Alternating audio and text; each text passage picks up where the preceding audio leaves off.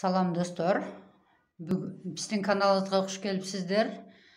Екінші сабағымызды баштайбыз. Бұл сабағымызда сіздерге илмектердің түрлерін көрсетіп берейін дегем. Анын үчүн сіздерге тетрадь керек болот, ручка керек болот.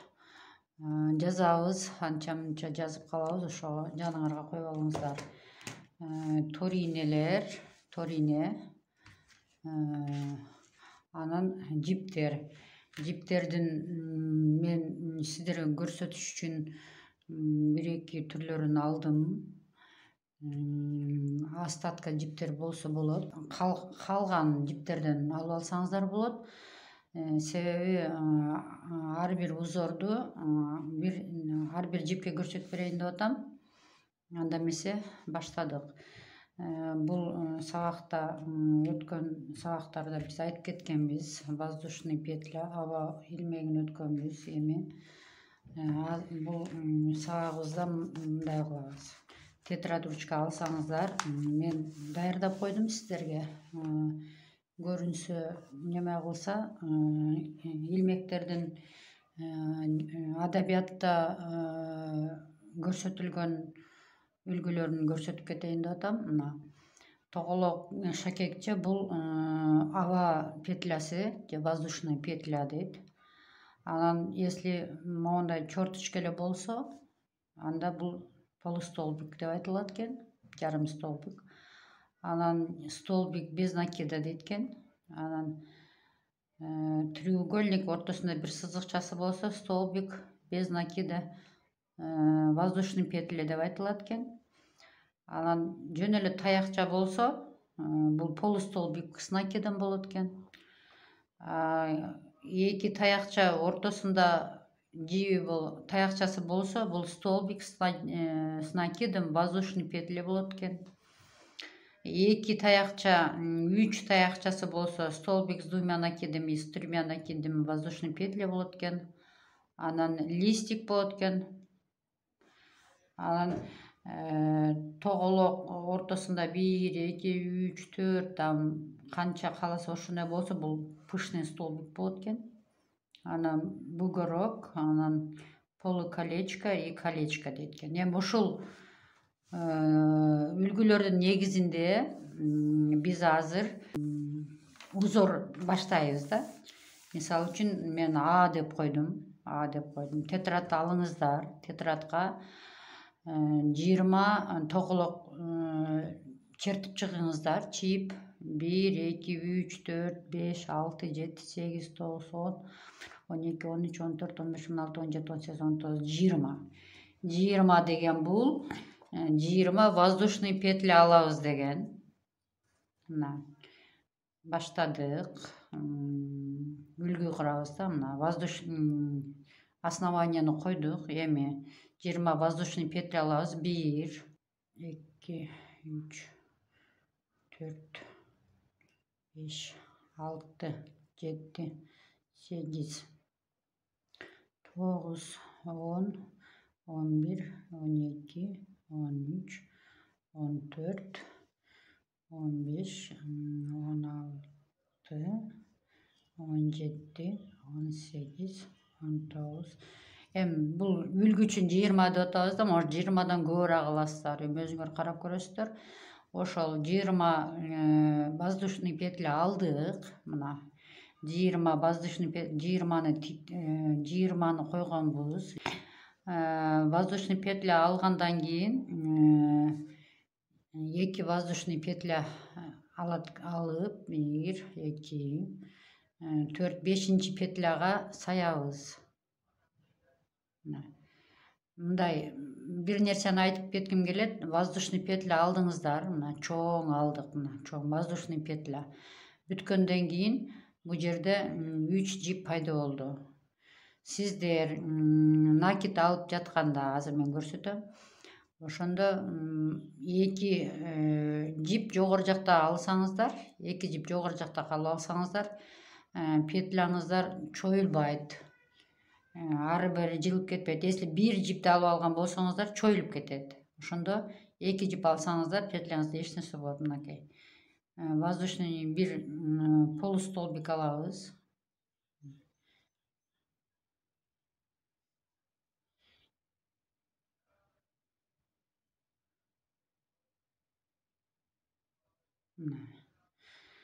Al moğu рисункабыз болду. Эми дагы 2 воздушный петля алга дейт. 2 воздушный петля. Биякта рисункада 2 воздушный петляны таштагыла деп атат. Экөөнү таштайбыз. 1, 2, 3-чүгө саябыз.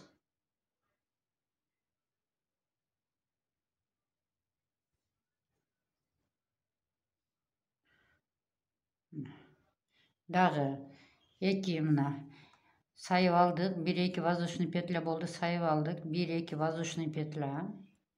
1, 2 воздушный петля. Экинчиге саябыз. 1, 2, 3-чү немеге саябыз. Узор пайда болуп атат да, муну карап турсаңыздар. 1, 2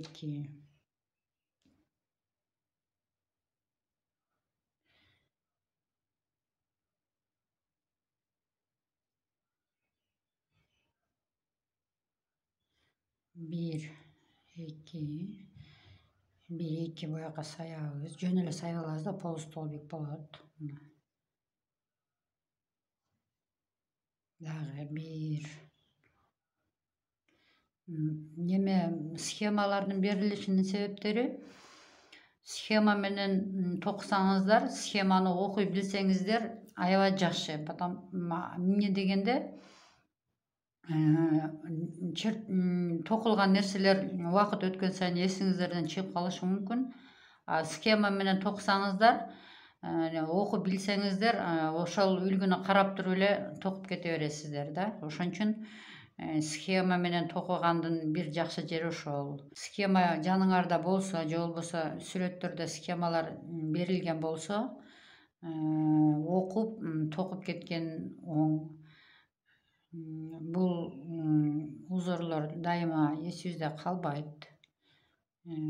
Ошон үчүн схема менен окуганды кеңеш берет элем.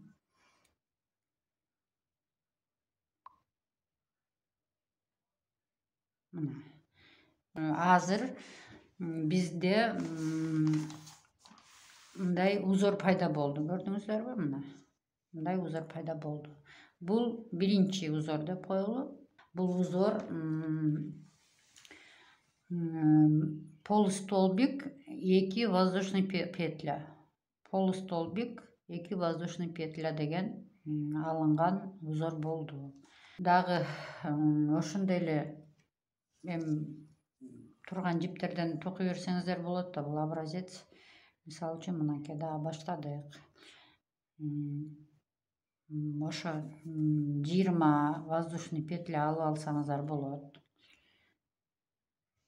1, 20, 30бу, аны өзүңөр билесиңер.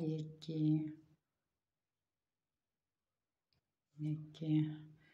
3, 4, 5, 6, 7 деп 8, 9, 10, 11, 12,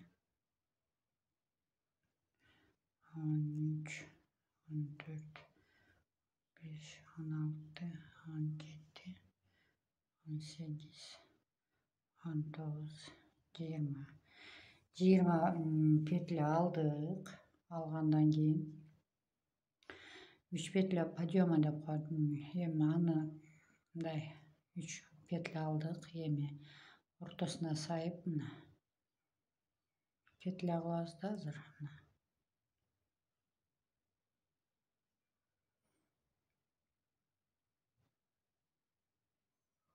Столбик с накидем сайдык.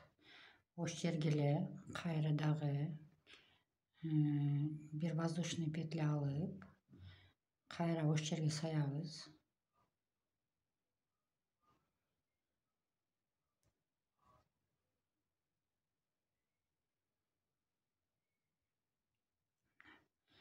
Мондай петля болуп атат. Дагы воздушный петля алдык. Эми ортосунан бирди таштап бияка келебиз.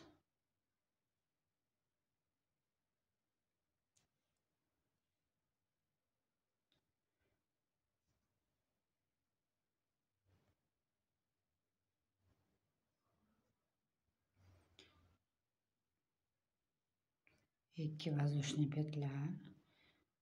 Кайра бияка саябыз, ордун эле.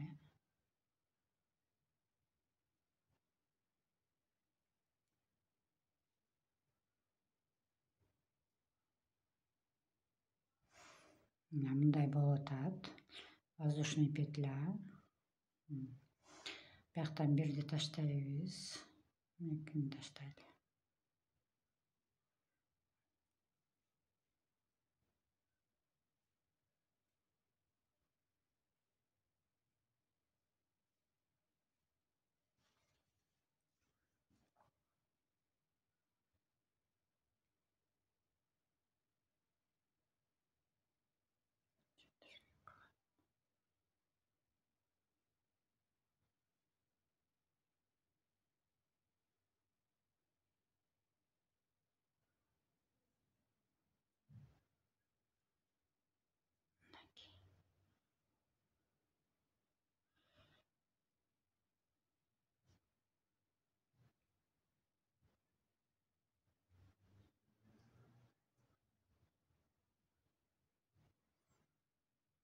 Ошентип токуй берсек колдор үйрөнөт.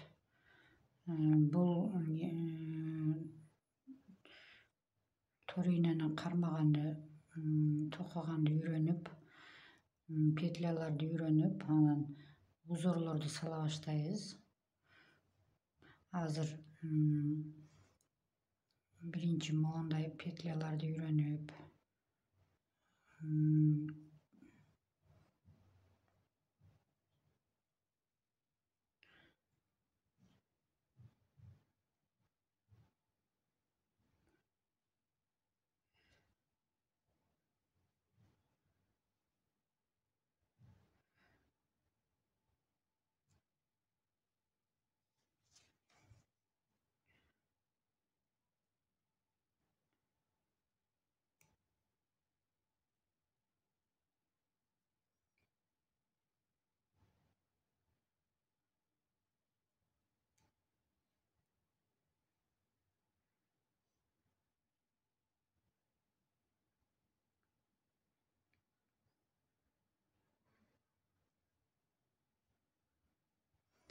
мына бул мындай образец болду да. Мынакей. Көрдүңүздөрбү? Бул мындай образец болду. Мындай коюп туралы. Эми дагы бир образец көрсөтөйүн деп атам. Бул образецте мындай алабыз. Ошо 20 воздушный петля алабыз. Эми бул үлгүлөр болуп атпайбы? Андан көп алсаңыздар деле болот. Ошол бул экинчи эме болот, мына биринчи, экинчи мындай коюп туралы. Эми үчүнчүдө мындай болот экен да. Ошо 20 воздушный петля алсаңыздар, 20 воздушный петля. Эми ушул немени көрсөтөйүн. 20 воздушный петля алайлы. 1, 2, 3, 4, 5, 6, 7, 8, 9, 10, 11, 12, 13,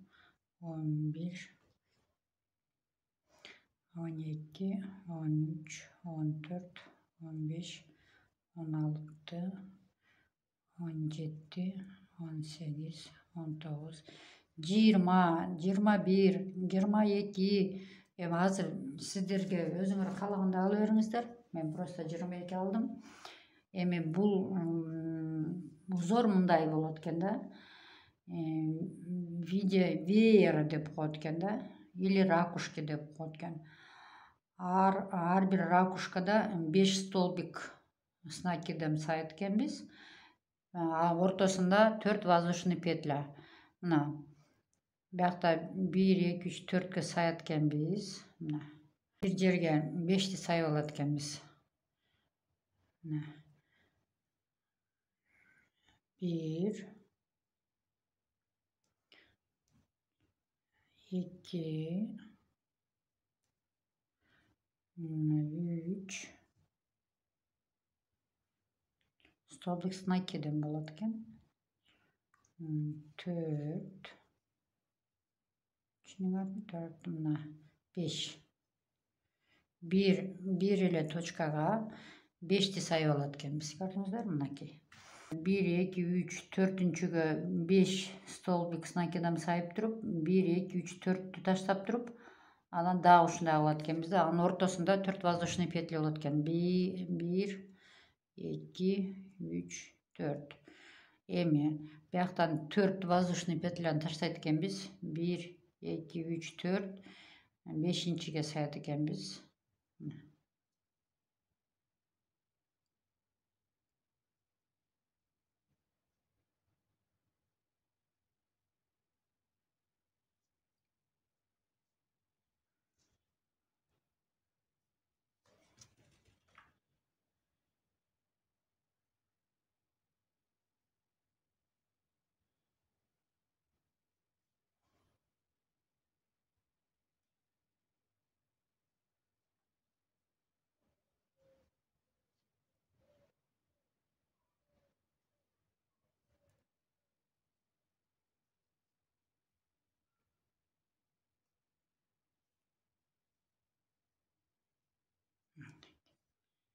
Gördüңүздөрбү?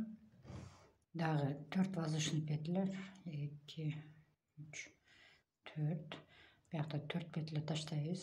1 2 3 4. Бияка саябыз. Түшүндүңүздөр деп турам.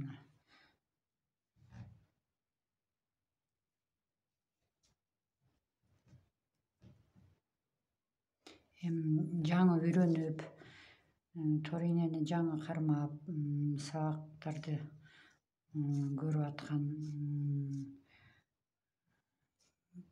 окуучуларыма бул илмектерди силер кайра кайталай берсеңиздер болот.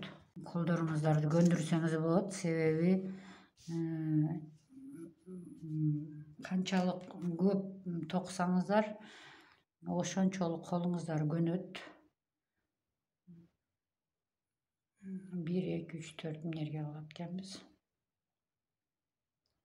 Канчалык көп токой берсеңиздер, ошончолук колуңуздар көнүп, торинени жакшы кармап, жип менен жакшы иштеп каласыздар. Если кээинки илмектер, кээинки узурлор болбой аткан болсо, видеону кайра көрүңүздөр. Ал өз убагында баары жакшы болот. Колуңуздар көнгүчөктү, бул моундай узор болду. Дагы бир узор көрсөтөйүн. Узорубуз мындай болот экен. Ошол эме 20 петля алыңыздар. Узорубуз мындай болот экен. Так, 1 2 3 4 5 5 6 7 8 9 10 11 12 13 14 15 16 17 18 19 20 узор алыңыздар. 2 воздушный петля таштап туруп, экинчиге саят экенбиз дагы.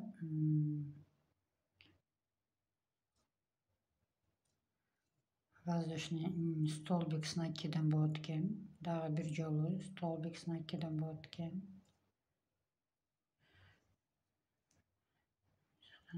Столбик сына 2'den болот экен.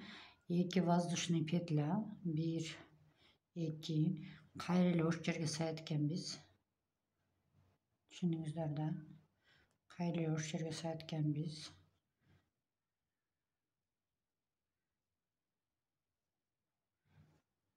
Кайра ош жерге саят экенбиз.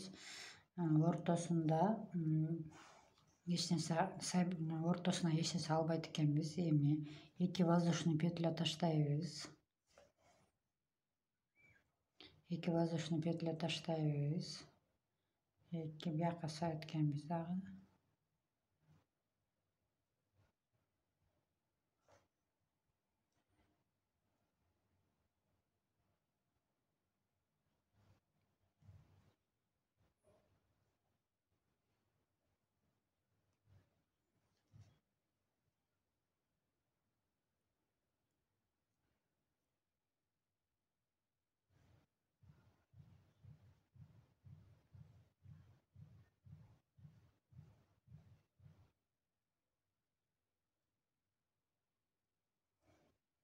Gördüңүздөрбү? Экөөнү таштайбыз.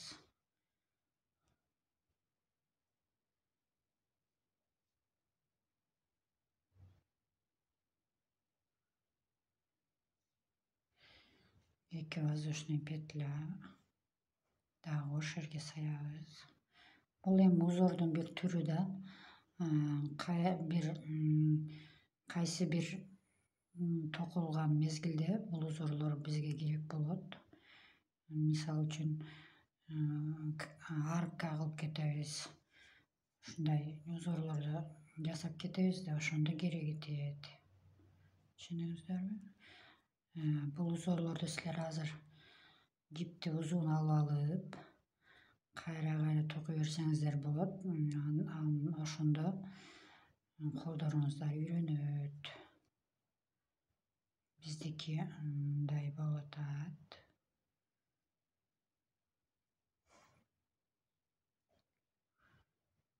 Кара жип өзү токулуш кыйыныраак болот да, ак светлый жиптер жакшы токулат.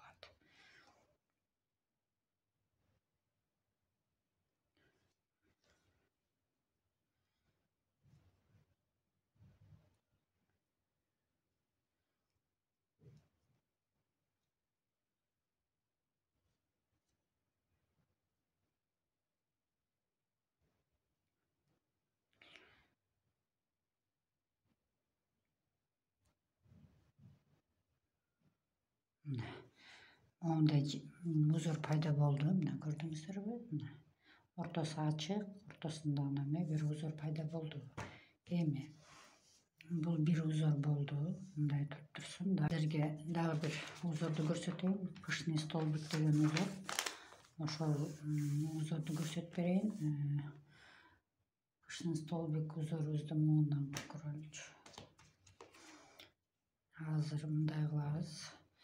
Ошол 20 эме алабыз. 1, 2, 3, 20 воздушный петля алабыз. Узор үчүн 20 воздушный петля алабыз. 1. Так. 2, 3, 4, 5, 6, 7, 8,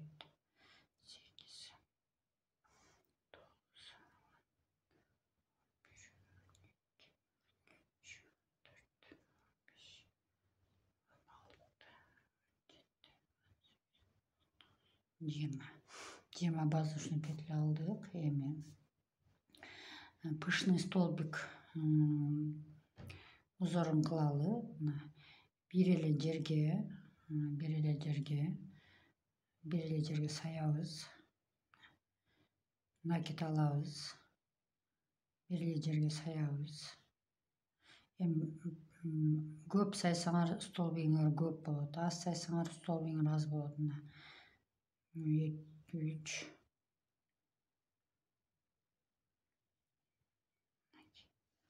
Көрдүңүздөрбү? Мына столбиктин баарын чыгарып алабыз. Анан бияка байлайбыз. Көрдүңүздөрбү? Ошондо мына столбик пайда болду. Эми 1, 2, 3 воздушный петляны таштайбыз дагы. Бул ортосуна 2 воздушный петля алабыз. 1, 2. Экөөнү таштайбыз. 2-ни таштайбыз. Баакка саябыз. Башында кичине кыйыныраак болот, потому что үстелди кармаш неме болот, анан көнүп кетебиз. 1 2 3 4 5 5 ошондой тартып алабыз. Анан кийин байлайбыз. Көрдүңүздөрбү? Эми 2 воздушный петля. Дагы 2 бияктан 1-2 таштайбыз. 1-2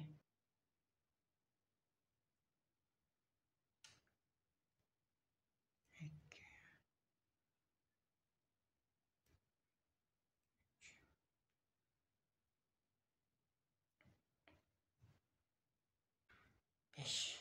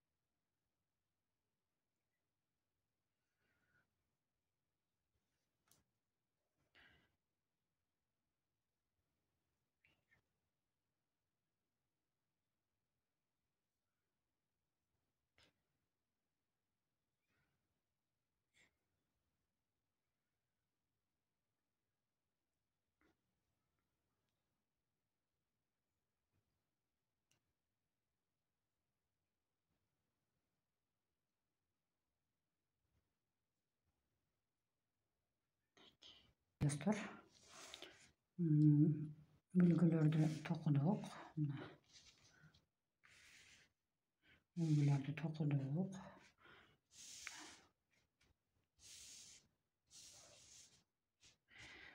Бул ушу менен бүгүнкү сабагыбыз бүттү. Бул узорлорду кайталап үйрөнсөңүздөр болот. Келерки сабактарда бул ушул узорлор менен иштейбиз.